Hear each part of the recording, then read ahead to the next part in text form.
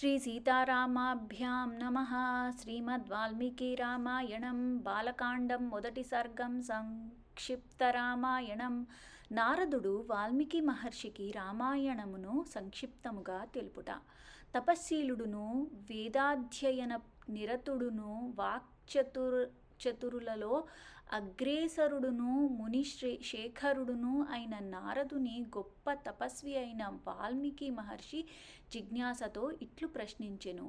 ఓ మహర్షి, సకల సద్గుణ సంపన్నుడును, ఎట్టి విపత్కర పరిస్థితులలోనూ తొణకనివాడును, సామాన్య విశేష లౌకిక ధర్మములను ఎరిగినవాడును, శరణాగత వత్సలుడును, ఎట్టి క్లిష్ట పరిస్థితులయందును ఆడి తప్పనివాడును, నిశ్చలమైన సంకల్పము గలవాడును అగు పురుషుడు ఇప్పుడు ఈ భూమండలమున ఎవడు? సదాచార సంపన్నుడును, సకల ప్రాణులకును తన ఎడ విముఖులైన వారికిని హితమును గూర్చువాడును, సకల శాస్త్ర కుశలుడును, సర్వకార్య దురంధరుడును, తన దర్శనముచే ఎల్లరకును సంతోషమును గూర్చువాడును అయిన మహాపురుషుడెవడు? ధైర్యశాలియు, క్రోధమును అరిషడ్వర్గములను జయించినవాడును, శోభలతో విలసిల్లువాడును, ఎవ్వరిపైనను అసూయను లేనివాడును, రణరంగమున కుపితుడైనచో దేవాసురులను సైతము భయకంపితులను చేయువాడును అగు మహాపురుషుడు ఎవడు?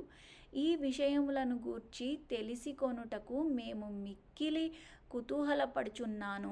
ఓ మహర్షి, మీరు సర్వజ్ఞులు. ఇట్టి మహాపురుషుని గురించి తెలుపగల సమర్థులు మీరే. త్రిలోకజ్ఞుడైన నారదుడు వాల్మీకి పలుకులను ఆలకించి ఎంతయూ సంతోషించెను. పిమ్మట అతడు, ఓ మహర్షి, సరే వినుము అని వాల్మీకితో ఇట్లనెను. ఓ ముని, నీవు ప్రస్తుతించిన బహువిధములైన ఆ ఉదాత్త గుణములు ఒక్కరి అందే కుదురుకొనియుండుట సాధారణముగా దుర్లభము. అయినను స్మృతికి తెచ్చుకొని అట్టి గుణములు గల ఉత్తమ పురుషుని గూర్చి తెలిపెదను వినుము. ఇక్ష్వాకు వంశము మిక్కిలి వాసిగాంచినది. లోకోత్తర పురుషుడైన శ్రీరాముడు అందవతరించి ఎంతయూ జగత్ప్రసిద్ధుడాయెను.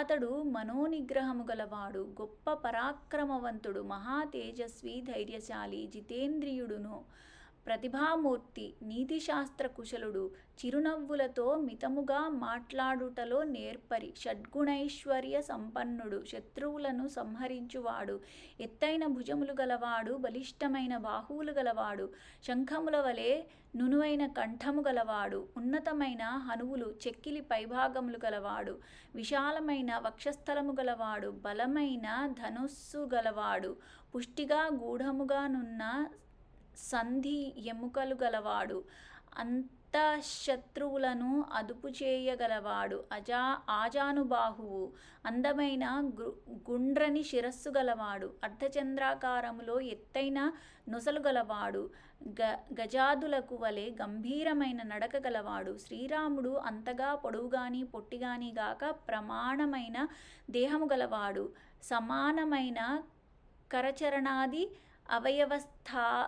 సౌష్ఠవము గలవాడు, కనువిందు గావించు దేహకాంతి గలవాడు, పరాక్రమశాలి, పరిపుష్టమైన వక్షస్థలము గలవాడు, విశాలమైన కన్నులు గలవాడు, పొంకమైన అవయముల పొందిక గలవాడు, సాటిలేని శుభలక్షణములు గలవాడు, ఆశ్రయించిన వారిని ఆదుకొనుటయే పరమధర్మముగా గలవాడు, ఆడిన మాటను తప్పనివాడు, ప్రజలకు హితమొనర్చు స్వభావము గలవాడు, ఆ విధముగా ఖ్యాతికెక్కినవాడు, సకల శాస్త్ర పారంగతుడు, స్వయముగా పవిత్రుడు, ప్రాణికోటిని పవిత్రమొనర్చువాడు, భక్త అంటే ఆశ్రిత పరాధీనుడు, ఏకాగ్రచిత్తుడు, త్రిమూర్తి స్వరూపుడై ప్రజాపతి బ్రహ్మవలె జనులను సృష్టించువాడు, విష్ణువు వలె అఖండైశ్వర్య సంపన్నుడై పోషించువాడు, సాధుపురుషులను బాధించువారిని పరిమార్చుటలో హరుని వంటివాడు, స్వపర భేదములు లేక అందరినీ రక్షించువాడు, ధర్మమును స్వయముగా ఆచరించుచు లోకులచే ఆచరింపజేయుచు దానిని కాపాడువాడు. స్వధర్మమును పాటించువాడు. తనను ఆశ్రయించిన వారు ఎట్టివారైనను వారిని రక్షించువాడు. వేదాంగముల పరమార్థములను ఎరిగినవాడు. ధనుర్వేదము నందును యుద్ధ విద్యలయందును ఆరితేరినవాడు. సకల శాస్త్రములను సాకల్యముగా ఎరిగినవాడు. శాస్త్రాది విషయములయందు ఏమరపాటు లేనివాడు. సమస్త వ్యవహారములయందు చక్కని స్ఫూర్తి గలవాడు. సమస్త జనులకును ప్రీతిపాత్రుడు. సౌమ్య స్వభావము గలవాడు. ఉదార స్వభావుడు. సదసద్వివేక సంపన్నుడు. నదులు సముద్రమును గలిసినట్లు సత్పురుషులు నిరతము శ్రీరాముని చేరుచుందురు. అతడు అందరికిని పూజ్యుడు. ఎవ్వరి ఎడల వైషమ్యములు గాని తారతమ్యములు గాని లేక మెలగువాడు. ఎల్లవేళలా అందరికిని ఆయన దర్శనము ప్రీతిని గొల్పుచుండును. కౌసల్యానందనుడైన ఆ రాముడు సర్వసద్గుణ విలసితుడు. అతడు సముద్రుని వలె గంభీరుడు. ధైర్యమున హిమవంతుడు. పరాక్రమమున శ్రీ మహావిష్ణువు. చంద్రుని వలె ఆహ్లాదకరుడు. సుతి మెత్తని హృదయము గలవాడే అయినను తను ఆశ్రితులకు అపకారము చేసిన వారి ఎడల ప్రళయాగ్ని వంటివాడు. సహనమున భూదేవి వంటివాడు. కుబేరుని వలె త్యాగస్వభావము గలవాడు. సత్యపాలనమున ధర్మదేవత వంటివాడు. అమోఘ పరాక్రమశాలి అయిన శ్రీరాముడు ఇట్టి సద్గుణములతో ఒప్పుచుండువాడు. సోదరులలో పెద్దవాడు. దశరథునకు ప్రియపుత్రుడు. ప్రజలకు హితమును గూర్చుటలో నిరతుడు. అట్టి సకల గుణాభిరాముడు అయిన శ్రీరామచంద్రుని తన మంత్రుల విజ్ఞప్తి మేరకు ప్రజల క్షేమం గోరి దశరథుడు మిక్కిలి ప్రసన్నుడై యువరాజ పట్టాభిషిక్తునిగా చేయుటకు సిద్ధపడెను. శ్రీరాముని యువరాజ పట్టాభిషేకమునకై జరుగుచున్న ఏర్పాట్లు దశరథుని ప్రియభార్య అయిన కైకేయి తన దాసి అయిన మంథర ద్వారా ఎరింగెను. పూర్వము శంబరాసురుని జయించిన సందర్భమున దశరథుడు ఆమెకు 2 వరములను ఇచ్చి ఉండెను. రాముని వనమునకు పంపుమనియు భరతుని యువరాజు పట్టాభిషిక్తునిగా చేయుమనియు ఆ 2 వరములను ఇప్పుడు ఆమె తన భర్తను కోరెను. సత్యసంధుడైన ఆ దశరథ మహారాజు ధర్మ పాశమునకు కట్టుబడి ప్రియతమ సుతుడైన శ్రీరాముని వనములకు పంపవలసి వచ్చెను. వీరుడైన శ్రీరాముడు కైకేయికి ప్రియమును గూర్చుటకై తాను చేసిన ప్రతిజ్ఞను అనుసరించి పితృవాక్య పరిపాలనకై వనవాసమునకు బయలుదేరెను. సుమిత్రాసుతుడైన లక్ష్మణుడు రామునకు ప్రియ సోదరుడు. మిక్కిలి వినయ సంపన్నుడు. రామునియందు భక్తి తత్పరుడు. అన్న అడవులకు బయలుదేరుచుండగా స్నేహాతిరేకములతో లక్ష్మణుడును ఆయనను అనుగమించెను.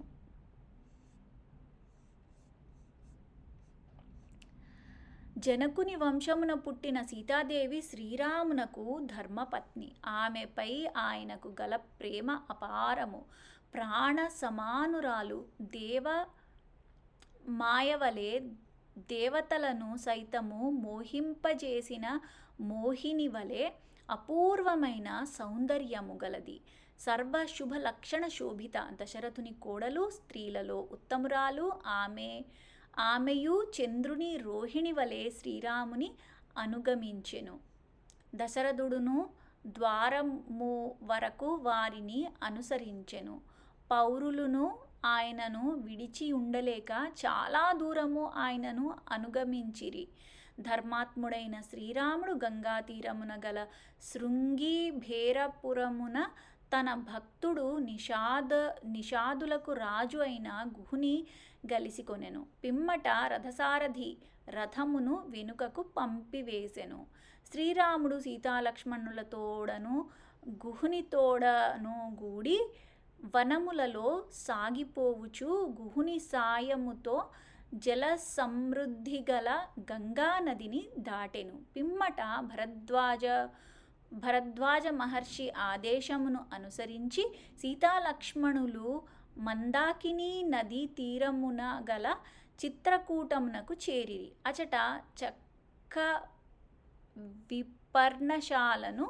చక్కని పర్ణశాలను నిర్మించుకొని ఆ ముగ్గురును దేవగంధర్వ సదృశులై సుఖముగా ప్రశాంతముగా నివసింపసాగిరి. సీతాలక్ష్మణులు చిత్రకూటమునకు చేరగా అయోధ్యలో దశరథ మహారాజు శోక కారణముగా సుతినికై విలపించుచు స్వర్గస్థుడాయెను. దశరథుడు మృతి చెందిన పిమ్మట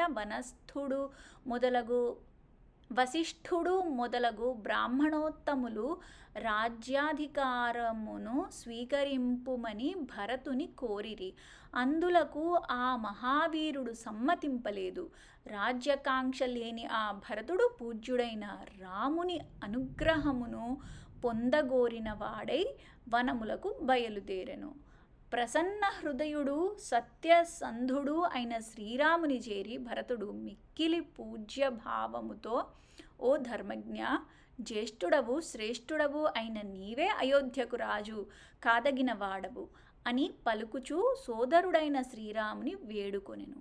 మిక్కిలి ఔదార్యము గలవాడును ఎల్లప్పుడూ ప్రసన్నముగా ఉండువాడును వాసిగాంచిన వాడును అయిన శ్రీరాముడు అర్థుల ప్రార్థనలను మన్నించువాడే అయినప్పటికీ తండ్రి ఆదేశమును అనుసరించి రాజ్యాధికారమును చేపట్టుటకు ఇష్టపడలేదు.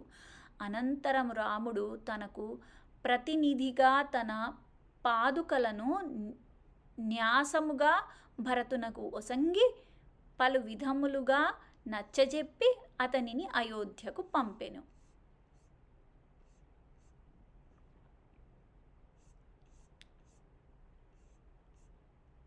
అయోధ్యకు శ్రీరాముని తీసుకొని రావలెను అను తన లక్ష్యము నెరవేరకున్నను భరతుడు రాజప్రతినిధిగా రామ పాదుకలను సింహాసనమున ప్రతిష్ఠించి వాటిని సేవించుచు నందిగ్రామముననే యుండి రామునికై ఎదురు తెన్నులు చూచుచూ రాజ్యపాలన చేయసాగెను. భరతుడు అయోధ్యకు మరలి వెళ్ళెను. సత్యసంధుడు జితేంద్రియుడు అయిన శ్రీరాముడు తన ధర్మమునకై తరచుగా పౌరులు జానపదులు అచటికి వచ్చుచుండుట గమనించి ఆ కారణముగా అచటి మునుల తపశ్చర్యలకు విఘ్నములు ఏర్పడునని భావించెను. పిమ్మట అతడు దండకారణ్యము చేరుటకు నిశ్చయించుకొనెను. సావధానముగా సీతాలక్ష్మణులతో గూడి దండకారణ్యమును చేరెను. దండకవనమున ప్రవేశించిన పిమ్మట రాజీవలోచనుడైన శ్రీరాముడు విరాధుడు అను రాక్షసుని సంహరించెను. శరభంగ మహర్షిని దర్శించెను. అట్లే సుతీక్ష్ణుని అగస్త్యమునిని ఆయన సోదరుని దర్శించెను. శ్రీరాముడు అగస్త్యుని ఆదేశానుసారము ఆయన నుండి ఇంద్రచాపమును ఖడ్గమును అక్షయములైన బాణములు గల తూణీరములను గ్రహించి పరమ ప్రీతుడాయను. వనవాసులతో గూడి సీతాలక్ష్మణులతో శ్రీరాముడు దండకారణ్యమున నివసించుచుండగా పరిసరములలోనున్న ఋషీశ్వరులందరూ తనను బాధించుచున్న రాక్షసులను వధింపుమని కోరుటకై శ్రీరాముని కడకు విచ్చేసిరి. శ్రీరాముడు దండకారణ్యమున నివసించుచున్న ఆ మునుల యొక్క ప్రార్థనను ఆలకించెను. అగ్నితుల్యులైన ఆ ఋషీశ్వరుల ఎదుట ఆ వనములలోని రాక్షసులను అందరినీ యుద్ధమున మట్టు పెట్టెదను అని అతడు ప్రతినబూనెను. ఆ దండకారణ్యమున రావణుని సేనాని వేషస్థానమున శూర్పణఖ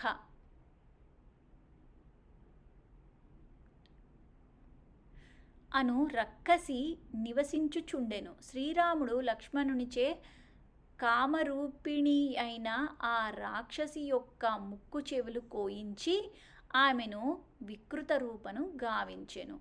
అనంతరము శూర్పణఖచే రెచ్చగొట్టబడిన ఖరుడు, దూషణుడు, త్రిశిరుడు అను రాక్షస ప్రముఖులు అసంఖ్యాక రాక్షసులతో కూడి యుద్ధ సన్నద్ధులై వచ్చిరి. అంతట శ్రీరాముడు ఒక్కడే జనస్థాన నివాసులైన 14,000 మంది రాక్షస యోధులను, ఖరదూషణ త్రిశిరులను రణభూమికి బలిగావించెను.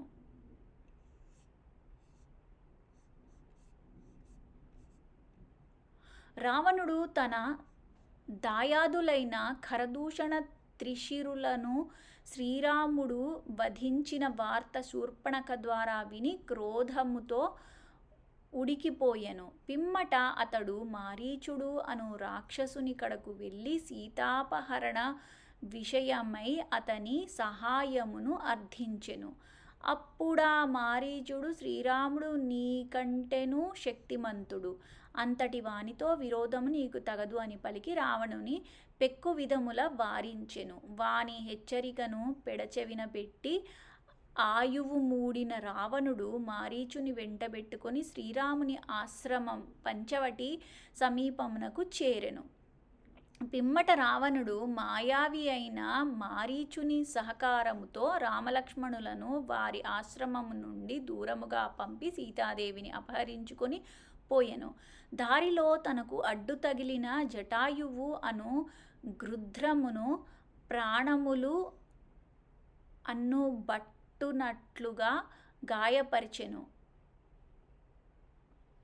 పిమ్మట శ్రీరాముడు ప్రాణావసాన దశలోనున్న జటాయువును చూచెను.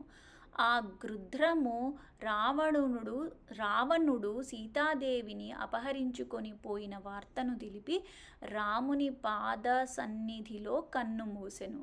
జటాయువు మృతికి శ్రీరాముడు వ్యాకులపాటుతో శోక సంతప్తుడై విలవిలలాడెను.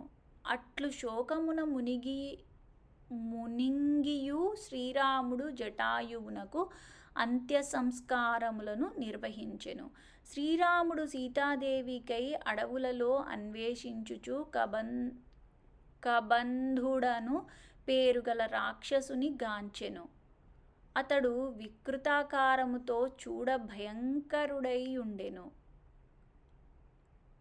మహాబాహువైన శ్రీరాముడు ప్రాణులను హింసించుచున్న ఆ దానవుని హతమార్చి అతని కోరిక మేరకు ఆ కళేబరమును దహింపజేసెను.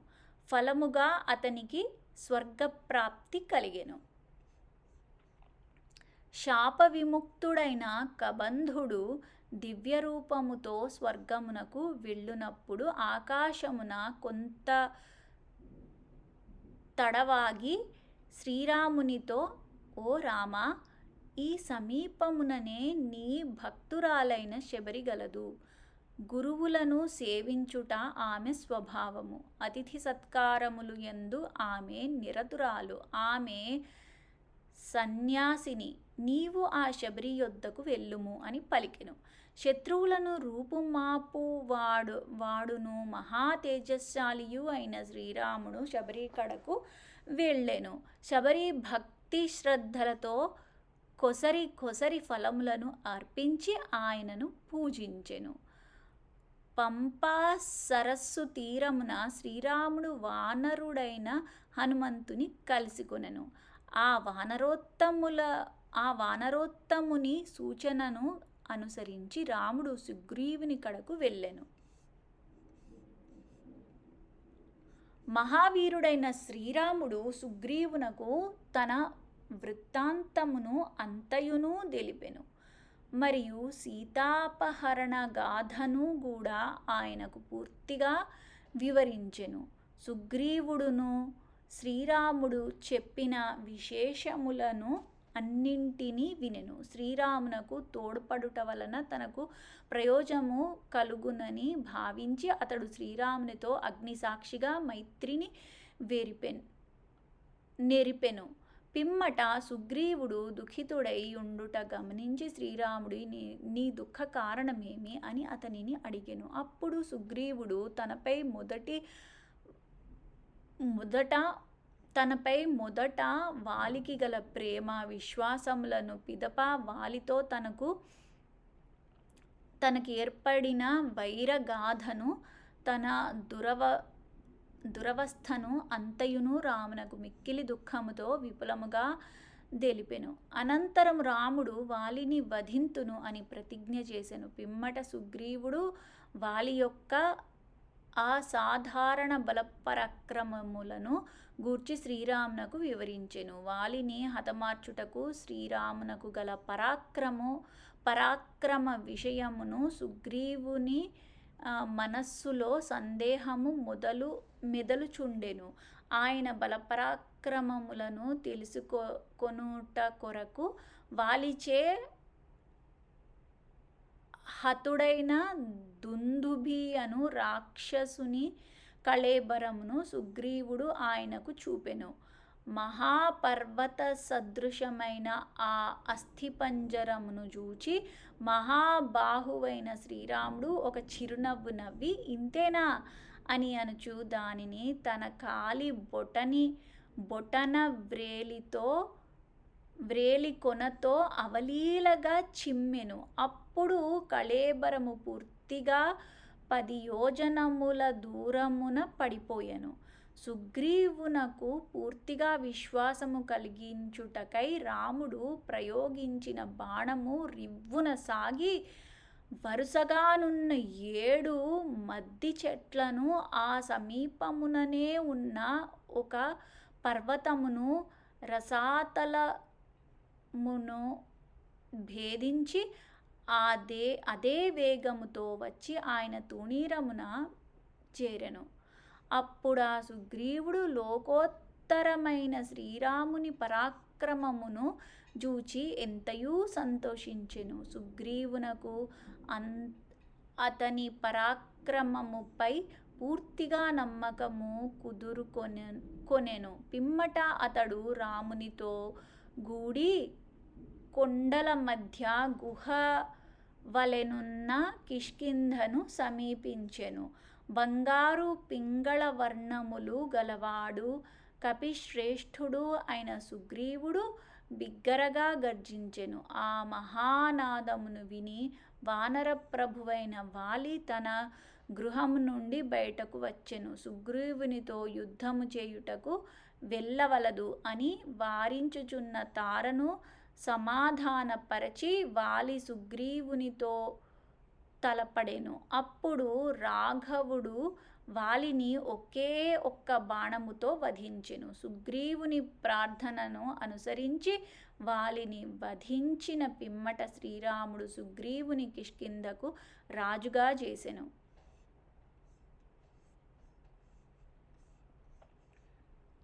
అనంతరము వానర ప్రభువు అయిన సుగ్రీవుడు వివిధ ప్రదేశములయందున్న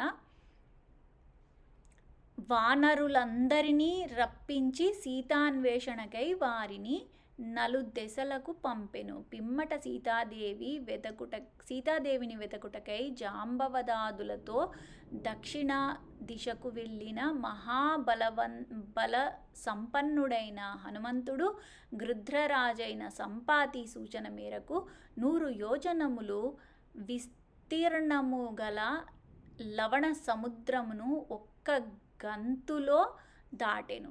అంతటా ఆ రామబంటు రావణునిచే పాలింపబడుచున్న లంకకు చేరెను. క్రమముగా సీతాదేవి కొరకు వెదకుచూ అతడు అశోక వనమున అడుగిడి అచట రామధ్యానమున నిమగ్నయైయున్న జానకిని కనుగొనెను. పిదప ఆంజనేయుడు సీతాదేవికి రామసుగ్రీవుల మైత్రిని తెలిపి రామనామాంకితమైన ఉంగరమును ఆమెకు ఆనవాలుగా సమర్పించెను.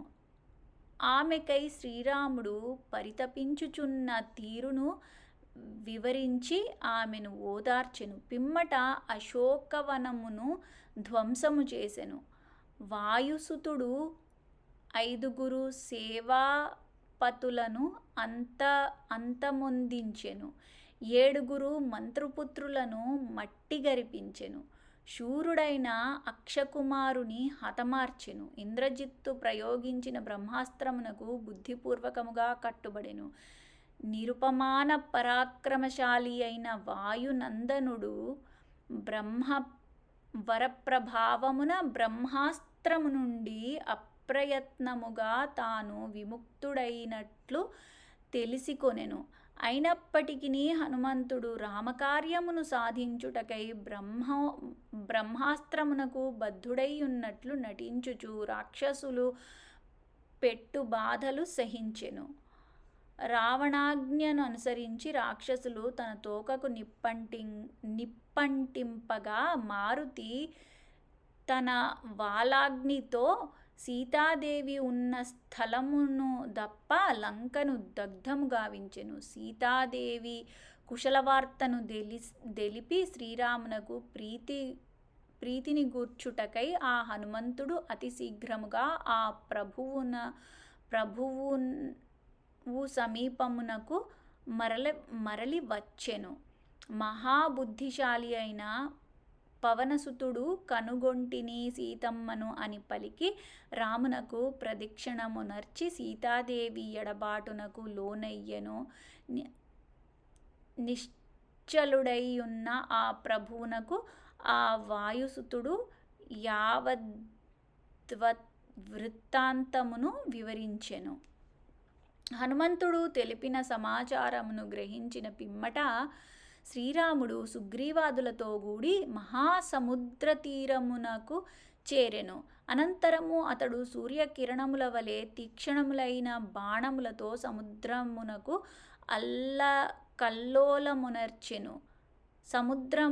అల్లకల్లోలమునర్చెను. అంతటా సముద్రుడు రామునకు నిజరూపమును ప్రదర్శించెను.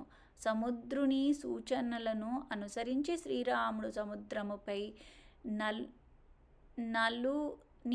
నలుని ద్వారా సేతువును నిర్మింపజేసెను. ఆ సేతువు ద్వారా లంకను చేరి శ్రీరాముడు రావణుని రణరంగమున హతమార్చెను. తదనంతరము సీతను సమీపించి పరుల పంచనున్న ఆమెను స్వీకరించుటకు లోకాపవాద శంకతో వెనుకాడెను. సీతాదేవి సౌశీల్యమును గూర్చి ఎల్లరుకును విశ్వాసము కలిగించుటకై అందరి ఎదుట శ్రీరాముడు పరుషవచనములను పలికెను. సాధ్వి అయిన ఆ సీతాదేవి ఆ కఠినోక్తులను భరింపజాలక అగ్నిలో ప్రవేశించెను. పిదప అగ్నిదేవుడు ప్రత్యక్షమై సీతాదేవి త్రికరణ శుద్ధిగా పరమ సాధ్వి దోషరహిత అని ప్రకటించెను. అంతటా శ్రీరాముడు పరమ సంతుష్టుడాయెను. రాముని ధర్మ నిరతిని దేవతలందరూ కొనియాడిరి. మహాత్ముడైన శ్రీరాముడు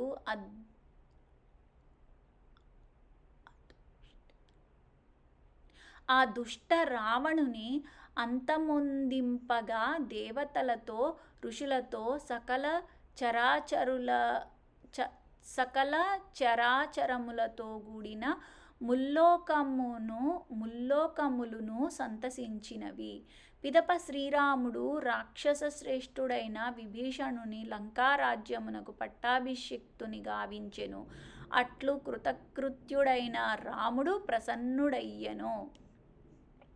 తన విజయమును శ్లాఘించుటకై వచ్చిన దేవతల నుండి వరమును పొంది శ్రీరాముడు ఆ వరప్రభావముతో రణరంగమున మృతులై పడియున్న వానరులను పునర్జీవితులను గావించెను. పిమ్మట శ్రీరాముడు సుగ్రీవ విభీషణాది మిత్రులతో వానరుల అందరితో కూడి పుష్పక విమానముపై అయోధ్యకు బయలుదేరెను. శ్రీరాముడు తన వారితో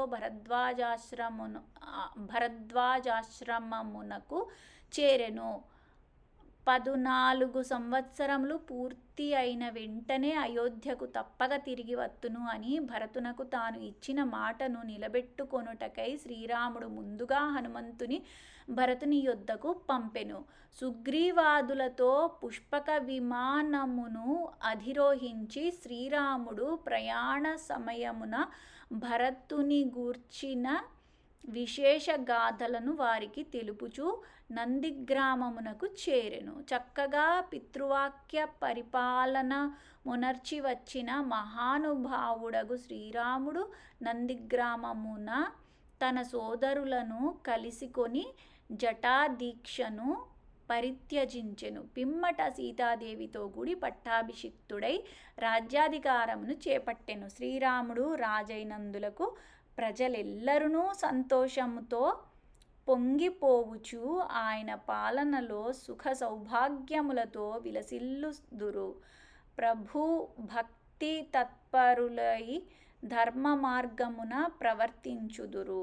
ఆరోగ్య భాగ్యములతో హాయిగా నుందురు. కరువు కాటకములు లేకుండా నిర్భయముగా జీవించుచుందురు.